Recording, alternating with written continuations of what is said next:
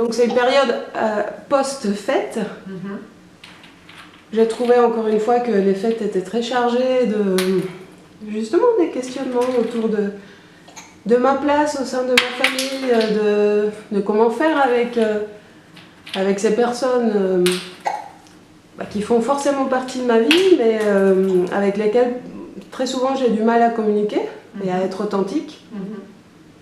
Et voilà, je me pose la question de comment mieux vivre ce lien-là, en fait, parce que je me rends compte que c'est très lourd et très chargé. Et je souhaiterais qu'il devienne beaucoup plus léger, finalement. Oui, du coup, je pense que c'est intéressant de faire une petite mise au point sur le concept de famille, qui est quand même un sujet extrêmement important et récurrent. En tout cas, moi, dans mon quotidien, il n'y a pas un entretien, un rendez-vous où on n'évoque pas de près ou de loin la question de la famille, qui est du coup un lieu chargé effectivement de beaucoup de représentations, beaucoup de projections, beaucoup d'attentes et beaucoup d'histoires entre guillemets, quoi. Donc comment faire avec la famille, comment faire avec sa famille, comment faire voilà, pour avoir une relation, on va dire, plus ou moins fluide, plus ou moins satisfaisante avec la famille qui pose toujours finalement des questions et qui pose toujours voilà, certaines difficultés à certains moments de la vie. Donc voilà, effectivement, quand par exemple voilà, on est une jeune maman et qu'on a soi-même un peu des difficultés relationnelles avec ses parents, comment on fait aussi pour inscrire son enfant dans sa propre histoire, dans sa propre famille et trouver de l'équilibre dans tout ça. C'est vrai que c'est loin d'être évident. Alors moi j'ai envie quand même peut-être de dire 2-3 petites choses par rapport à cette question-là. Bien évidemment le sujet famille, c'est un sujet important qu'on ne va pas pouvoir aujourd'hui en quelques minutes élaborer complètement. Mais peut-être donner quelques conseils ou quelques manières de regarder un petit peu autrement ce concept-là, c'est-à-dire de se dégager un petit peu de cette représentation famille et de voir un petit peu plus précisément finalement de quoi il s'agit. Il s'agit surtout en fait voilà, on va dire d'une communauté de personnes, d'un groupe de personnes qui sont censées effectivement relationner ensemble dans une forme d'obligation au départ. Parce que finalement, la famille, c'est quelque chose qui nous est imposé dès le départ. On ne choisit pas son père, sa mère et le milieu dans lequel on va grandir. Et donc, on apprend à relationner comme on peut avec ce milieu-là qui est plus ou moins bienveillant, plus ou moins accueillant, plus ou moins positif, plus ou moins structuré, plus ou moins opérationnel, etc. Pour recevoir des gens tous les jours au cabinet et discuter des différentes problématiques familiales, je trouve qu'on a tendance à justement être beaucoup trop collé à la forme de ce concept-là et à attendre, à projeter aussi du coup une certaine valeur dans la forme même de la famille. C'est-à-dire c'est comme si la famille en tant que telle était censée finalement apporter certaines choses ou était censée répondre à une certaine qualité de relation ou autre. Et en fait, je crois que c'est pas du tout ça le sujet. Ce dont on a besoin, c'est effectivement de vivre des relations de qualité, je dirais de vivre de la qualité dans la relation. Et ça n'a rien à voir avec la famille en tant que telle. C'est-à-dire que ce n'est pas la famille qui va nous apporter ça, parce que c'est la famille. Ce qui va nous apporter la qualité de la relation, c'est la qualité de la relation entre les personnes qui font cette famille. C'est-à-dire que finalement, il ne suffit pas que cette personne-là soit ma mère ou soit mon père pour que de fait ça m'apporte une relation de qualité. Parce que derrière le fait qu'il y a mon père et ma mère, il y a surtout des êtres humains, des personnes à part entière. Et c'est avec ces personnes que je vais relationner, beaucoup plus qu'avec le concept père ou mère. Donc pouvoir se dégager un tout petit peu de cette notion-là, ça va vous aider à remettre en perspective ce qui se passe véritablement dans une famille, c'est-à-dire ce qui se passe avant tout, c'est une relation ou des relations avec des personnes qui elles-mêmes ont voilà, une personnalité, une histoire, des compétences, des qualités, des capacités relationnelles plus ou moins développées. Et ça, c'est vraiment lié à la personne même et non pas à l'idée de la famille.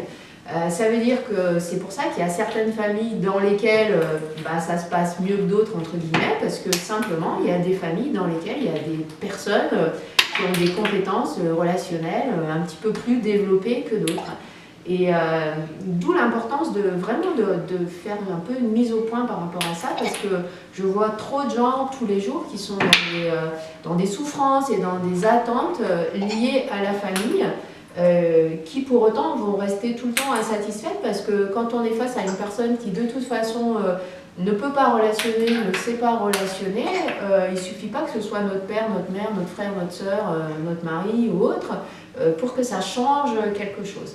Donc je dirais que la famille, c'est comme tout système, on va dire une opportunité privilégiée de relationner d'une façon qualitative, mais en aucun cas c'est l'assurance de trouver des relations de qualité juste parce que ce système s'appelle famille. Et j'ai envie de dire que ça s'applique un peu à toute forme de système, que ce soit une entreprise, que ce soit une communauté X ou Y. Voilà, il y a une opportunité de tisser des liens d'une certaine qualité, mais en aucun cas il y a l'assurance que cet endroit, ce système va en lui-même générer ça ou apporter ça. Donc peut-être remettre un petit peu les choses dans l'ordre et non pas attendre de certains concepts une certaine qualité de relation et de vécu, mais de profiter, si c'est possible, de certains systèmes pour effectivement générer des relations de qualité et les développer aussi dans la mesure de ce qui nous intéresse et de ce qu'on a envie de vivre. Donc oublier un petit peu les étiquettes père, mère, frère, sœur et revenir à l'essence même de la relation, c'est-à-dire un échange entre deux personnes à part entière, deux êtres humains à part entière, dont l'implication de chacun va faire aussi la qualité de la relation. J'ai envie de rappeler aussi que quand même pour relationner, il faut être deux et que la qualité de la relation, elle va dépendre de l'implication aussi des deux personnes. Relationner tout seul, c'est toujours un petit peu plus compliqué. Aussi motivé soit-on et aussi bienveillant soit-on. Ouais, super. Et donc, si je comprends bien, dans ma famille, il s'agit d'observer ce qui se passe déjà dans les relations qui existent, concrètement, et de cesser de projeter peut-être des relations qui correspondraient normalement au rôle de chacun. C'est-à-dire, voilà, j'arrête de me dire ma mère devrait fonctionner de cette manière par rapport à moi parce que c'est ma mère, ou mon frère devrait réagir par rapport à moi de cette manière parce que c'est mon frère. Oui, c'est ça, c'est-à-dire c'est important de comprendre que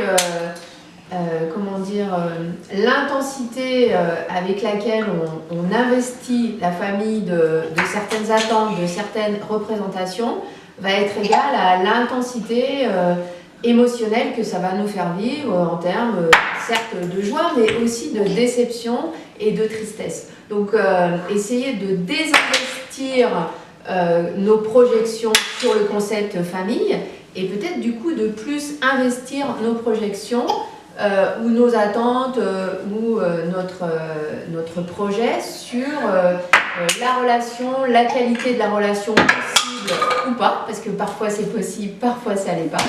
Marie est en train de désinvestir la table. Voilà, un petit peu de ménage, t'as raison. Désencombrer un peu l'espace, ouais, c'est bien. Et désencombrer sa tête et son cœur aussi de représentation autour du concept famille, c'est une bonne idée. Voilà, donc parce qu'en fait, on se rend compte que c'est beaucoup plus des choses qui nous encombrent que des choses qui facilitent finalement la réalité de la relation qui bien souvent pourrait être finalement beaucoup plus simple et beaucoup plus claire si on se déchargeait un petit peu de tout ce qui va avec.